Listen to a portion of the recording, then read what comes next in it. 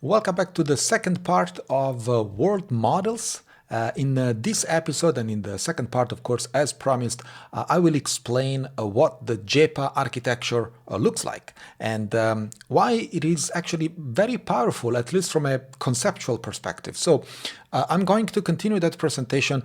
If you didn't follow part one, please check that out.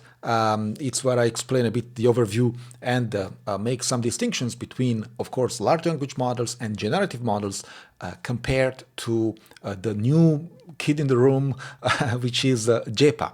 JEPA, which of course stands for Joint Embedding Predictive Architecture. That comes from a paper from 2022 by Jan LeCun and his team. A very interesting paper. I highly recommend to read it. It's not that difficult if you are a bit of a technical person, and of course, jokes apart, you need to know a bit the mathematical details of how certain things work. But give it a shot, and of course, if there are issues or you need explanations or you have some doubts about it, of course, feel free to leave some comments in the video on YouTube, and of course, feel free to reach out to all the channels that we have enabled for datascienceathome.com. And of course, don't forget to join the Data Science at Home Discord channel. Link in the description of this video, and of course on the official website datascienceathome.com. This is where I hang out between episodes, so come find me. So let's get into the explanation of what JEPA is. But before we do that, I want to make sure that I give you a very let's say 10,000 feet view of what JEPA is about. And the major difference that you will find is, with respect to, of course, generative models, is due to the fact that JEPA doesn't try to reconstruct anything. So while generative models try to generate something, of course, and I will give you more details about that. But what generative models do, of course, including LLMs and image generators, is work by learning to reconstruct the training data, right? So they are asked something like, given some context, produce the output that matches what a human would typically produce, right? And you do that on a daily basis, probably when you generate text, when you generate images. It's essentially forcing the model to reconstruct what a human plausibly would be generating as well. Now, this is, of course, a very powerful task for creative things, okay? And I'm quoting creative because, these are statistical models. I don't want you to misunderstand and keep misunderstanding what true creativity is versus statistical models that predict the next token, pixel, whatever that is, right? Now, this is okay for, let's say, generating outputs in a creative-like way. It's much less powerful for reasoning tasks. And there is a very interesting literature and theoretical background that claims and states that large language models for reasoning tasks would not perform as you would expect. Okay. Now, it's less powerful for reasoning tasks because reconstruction fidelity and physical understanding are two very different things. So what generative models try to do is reconstructing this kind of fidelity of the world given the context. Okay, while what JEPA models do is trying to understand the physical aspect of the world. And so we say that JEPA is not generative in this sense. It does not try to reconstruct images or generate text, but it tries to learn a good representation of the world. Now, there are several components that are, specific to the JEPA architecture, which I have a slide of. So this is the explanation about the differences between generative approaches and JEPA approaches. As you can see, the generative large language models or generative models in general, they try to predict the next pixel, the next token, whatever the next thing is, okay? And they do that for every pixel. So the problem is that we are dealing with a machine that tries to predict unpredictable things. And if you think, our brain, the human brain, doesn't work like that. I have plenty of examples that can explain this. For example, if you enter a room and you see a mobile phone on a desk, your brain actually doesn't memorize the angle of the phone with respect to the desk, with respect to the frame of reference frame that is the room, or whatever, right? It just keeps in mind, let's say, the fact that there is a phone on the desk, probably more or less the blob, the area where that phone is placed. Because, in real life and for reasoning tasks, we don't actually need that kind of pixel level resolution of whatever we see in the world. And that's exactly what JEPA tries to solve. So the JEPA approach predicts representations, okay, not raw data. That's the major difference between the two. And so when you have, for example, object, motion, physics relationships, the context of where all these things are happening, the relation with respect to other objects or with the world itself.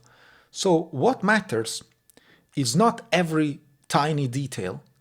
What matters is learning the rules of the world, okay? The physics behind objects and the world itself, the causality, object persistence. These are typically, I made an example in the first part about the child learning gravity by dropping things. So by dropping items, a little child would learn how, first of all, that gravity exists. Something exists that we call gravity, of course. And then it simply learns about some fundamental laws of physics. For example, if the body is rigid, if it's bouncing and then it bounces back, if it smashes or splashes or whatever.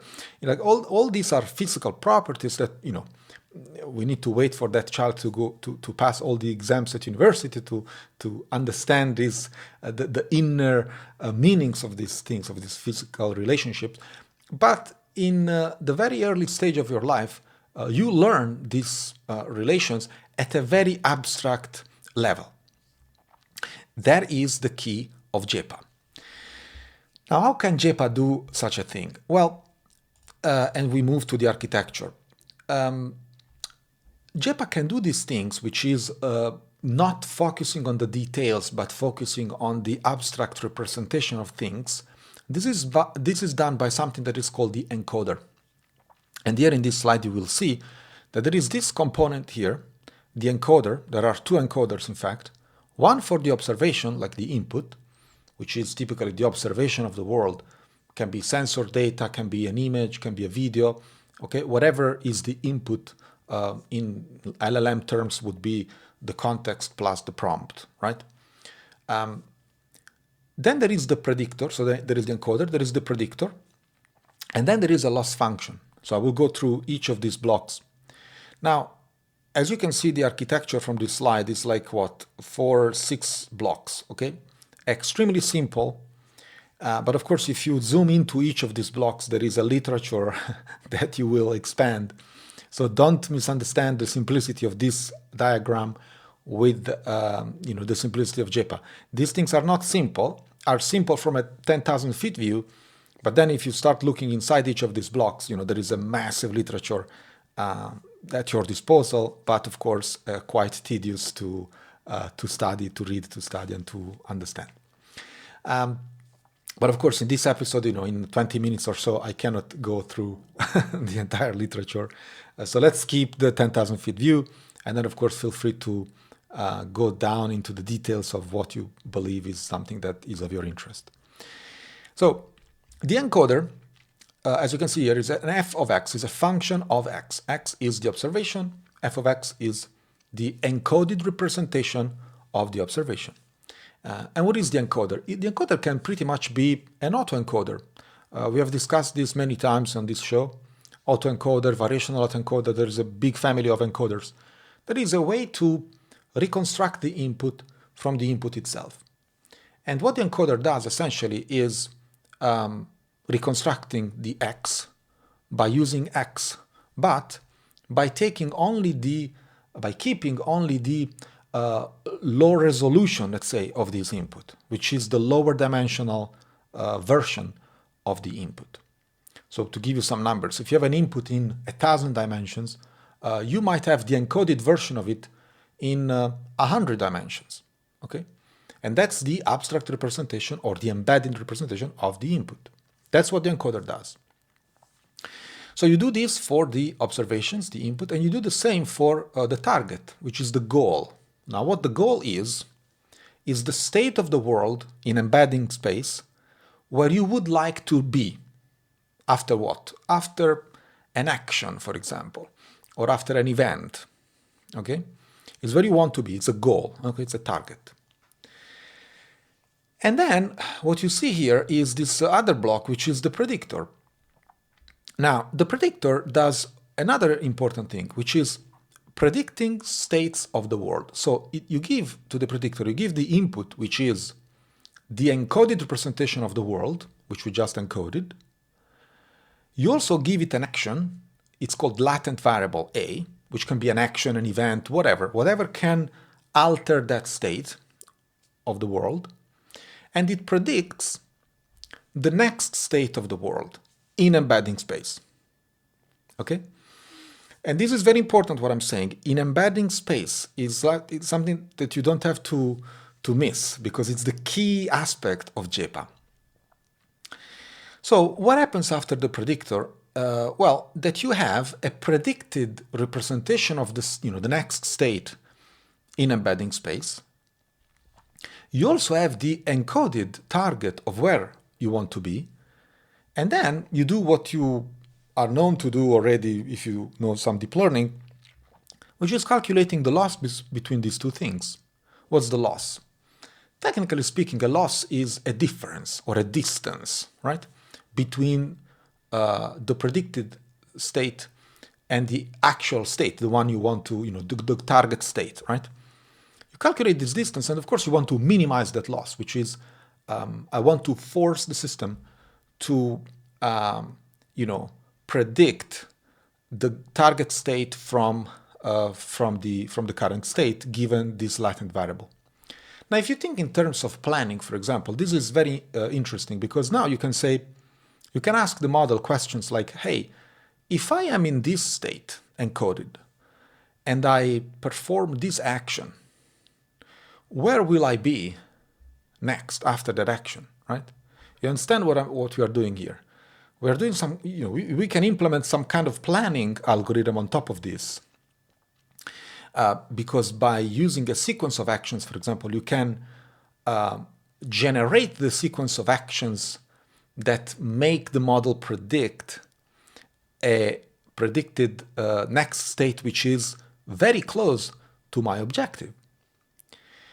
So these are the type of questions that you can ask.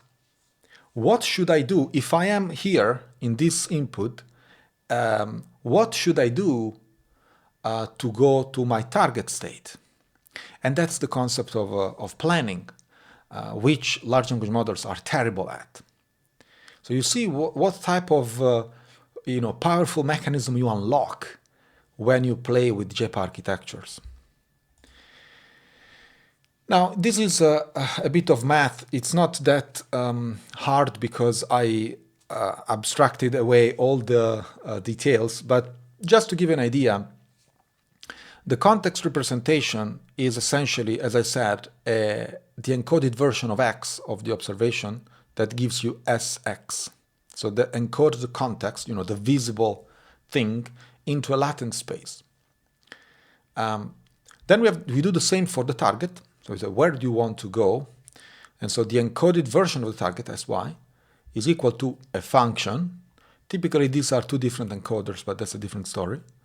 You take your target and you encode that. So you encode the target and you get the encoded version of the target. The prediction, as we said, is a function G that you give the encoded context and a latent variable a, and you predict as hat, when there is a hat is a prediction of something, you predict the next state after that action.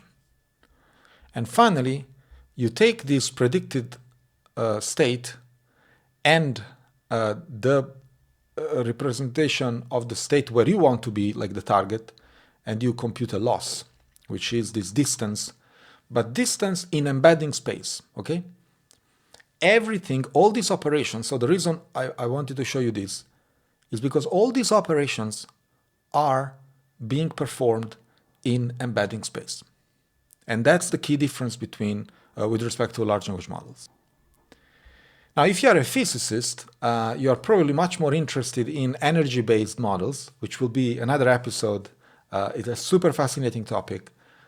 Energy-based models are essentially models, and I will be super fluffy with my definition and more detailed in that episode, are models for which you measure an energy or an effort, let's say, such that if you are calculating the f of xy, so this energy, well, the energy is typically low when y is a plausible continuation of x, and otherwise the energy is high, which makes sense from a physics perspective, because it means like if you're observing, for example, a time series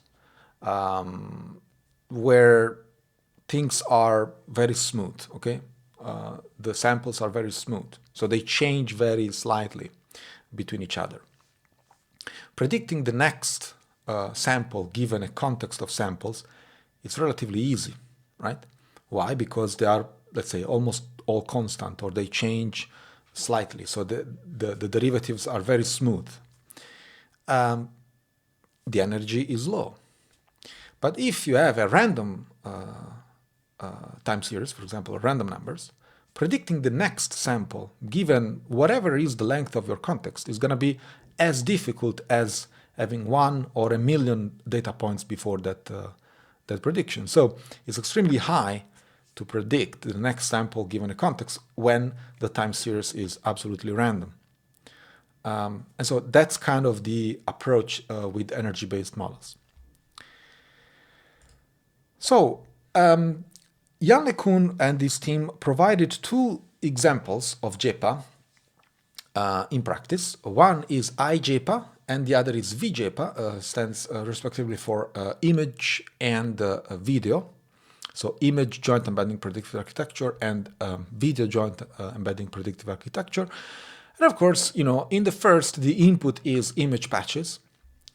What you typically do, you mask a region of the image and you predict the representation, so the embedding of the masked regions from the visible parts.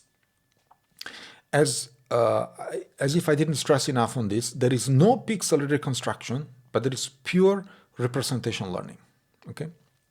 And it turns out that this thing outperforms masked image modeling on downstream tasks. What is downstream tasks? These are the trivial tasks that you do to train a model and let that model learn internal aspects of the phenomenon that you are studying. In large language models, for example, the downstream task of LLMs was, when they trained the model for the first time, to predict the next word, you know, given this large corpora of text, was predicting the next word given a context of previous words. That's the downstream task. vJEPA, kind of, you know, similarly, as input video clips, vJEPA, video. So here you have space and time, okay, dimensions. And what they typically do is masking spatiotemporal regions of the video and predict future frames representations, again, not the pixels, given a context of frames. Why is that? Is because typically in a video you have, you know, high correlation between frames that are close to each other. If you watch a movie, the scene of a sea or the sky or whatever, the frames within any second, let's say the 24 frames or 25, depending on the FPS of the movie that you're watching, they're almost all the same, and they're very highly correlated. Okay, Well, if you take two frames quite distant from each other, there, you lose that correlation.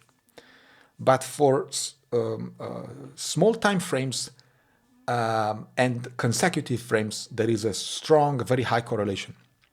So this is a trivial task, of course, for a model, for a machine learning model, but it's called downstream task for a reason.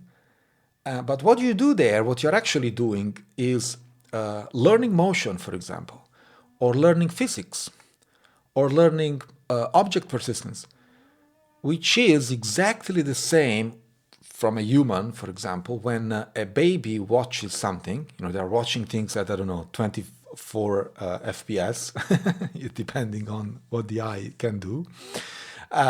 So they watch frames of the world and they try to reconstruct, the brain tries to reconstruct not exactly the details of the next frame, but an abstract version of it, which is physics, object persistence, motion, gravity, and all that stuff. So that's the key difference between these two things. Now, I prepared yet one more slide to give you an even more direct comparison between large language models and the JEPA approach on some of the probably most recognized concepts that we should be very familiar now.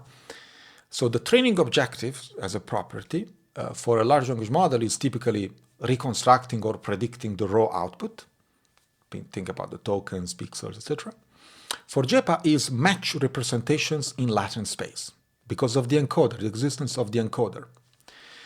The output of a large language model is typically a token, pixel, audio sample, you name it. For JEPA is embeddings, okay? It's the internal representation, there's the latent representation or the embedding representation of that output. Unpredictability or predictability. Large language models do not handle unpredictability, okay? It predicts all the details, so at least it tries to. While JEPA handles unpredictability because it ignores all the unpredictable details. They're not even part of the observation after the encoding. So that's a very important difference. Causal reasoning. For a large language model, what is causal reasoning? Well, it's more interpreted in the view of statistical correlation, right? Because a large language model is a statistical machine, in fact. While JEPA learns structured world rules because of that abstract representation of the world, and from which it's a lot simpler once you learn it, of course. I'm not saying that learning that is simple, but once you learn that, it's a lot simpler to infer causality, which is not the same as correlation. Remember, in the first probably 60 episode of this show, we kept stressing on correlation is not causality. Correlation is not causation, actually. That was the motto. Well, it's still valid, okay? And so the fact that a JEPA architecture learns structured word rules in abstract terms, it's a lot easier to infer causation for reasoning.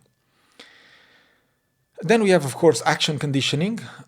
Here we are more and more used to the concept of tools, agents in LLM terms, while for JEPA, it's native. It's built into the architecture. And finally, physics and spatial relationships and properties, it's kind of brittle for large language models and emergent in a way. But for JEPA, it's learned directly from the observation, again, for the presence of an encoder that ignores the details and focuses, quote unquote, focuses on the abstract parts of the world observation. So yeah, this is, as I promised, this should have been an overview. I hope it is a good enough overview for you to get familiar with what JEPA is, first of all, what JEPA can do. It's just the beginning, of course. As Jan LeCun said, we probably need another decade to make these models, these world models, actually perform as it is expected from academic papers and theory. There are already many flavors. Energy-based models, for example, is one of them, which I found extremely fascinating, and I will cover in the next episodes. I don't know exactly which one, so stay tuned. Follow us or me on YouTube. That would be very very nice of you. And of course, don't forget to join the Discord link below. See you there.